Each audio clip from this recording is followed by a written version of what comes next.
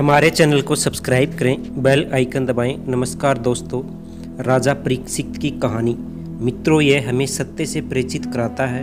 कलयुग में श्रीमद् भागवत कथा की अत्यंत आवश्यकता है, क्योंकि मृत्यु जैसे सत्य से हमें भगवान ही अवगत कराते हैं। राजा परीक्षित बहुत ही धर्मात्मा राजा थे। उनके राज्य में कभी भी प्रजा को किसी चीज़ की कमी नहीं थी। एक बार राजा परीक्षित आखेट के लिए गए। वहाँ उन्हें कलयुग मिल गया।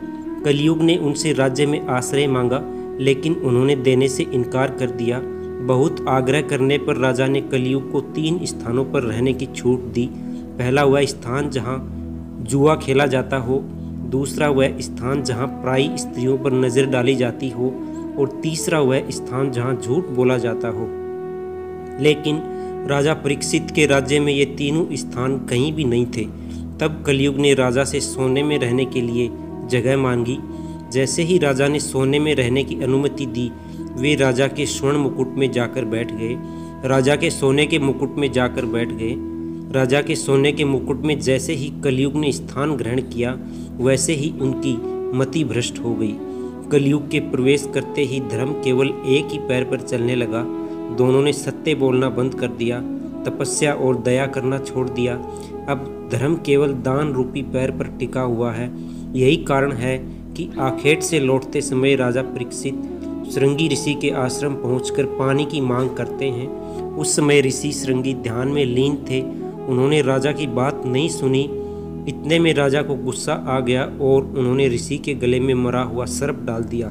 जैसे ही उनके पुत्र को ज्ञात हुआ, उन्होंने राजा परीक्षित को सर्पदंश से मृत्यु का श्राप दे दिया।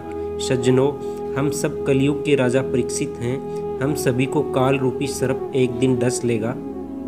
राजा परीक्षित श्राप मिलते ही मरने की तैयारी करने लगते हैं। इस बीच उन्हें सुखदेव जी मिलते हैं और उनकी मुक्ति के लिए श्रीमद् भागवत कथा सुनाते हैं। सुखदेव जी उन्हें बताते हैं कि मृत्यु ही इस संसार का एकमात्र सत्य है। श्री भागवत कथा की हमें इसी सत्य से अवगत कराता है। भागवत कथा जीवन जीने के सार के साथ मोक्ष का मार्ग दिखाती है। भागवत श्रवण के बाद विचारों की भक्ति मानव को अच्छे काम के लिए प्रेरित करती है। भगवान के विचारों को मानव मन में धारण करें तो मानव अपने जीवन को सरल बना सकता है। भागवत कथा में भगवान श्री कृष्ण ने सत्य के मार्ग का अनुसरण करने की बात कही है।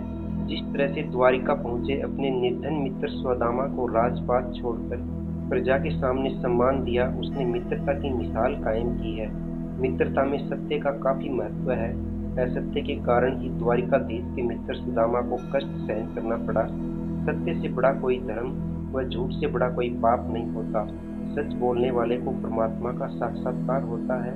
हर चीज हमारे मन पर निर्भर करती है। इस मनुष्य जीवनी का सबसे महत्वपूर्ण कारक है। यही पुण्य और पाप का धरातल है। मन की पृष्ठभूमि पर ही सर्वप्रथम अच्छे या बुरे विचार अद्भुत होते हैं। यही विचार क्रियात्मक बनकर अच्छे बुरे कार्य करवाते हैं। इसलिए हमारी गति, प्रगति, दुर्गति सब मन में है, मन की वजह से है। मन को साफ सुथरा रखना ही साधना है। अच्छे विचारों और शुभ कार्यों में से जोड़कर हम जीवन की उन्नति का मार्ग प्रशस्त कर सकते हैं। श्रीमद् भागवत साक्षात भगवान का स्वरूप है, इसलिए श्रद्धा पूर्वक इसकी पूजा अर्चना की जाती है। इसके पठन एवं श्रवण से भोग और मोक्ष दोनों सुलभ हो जाते हैं।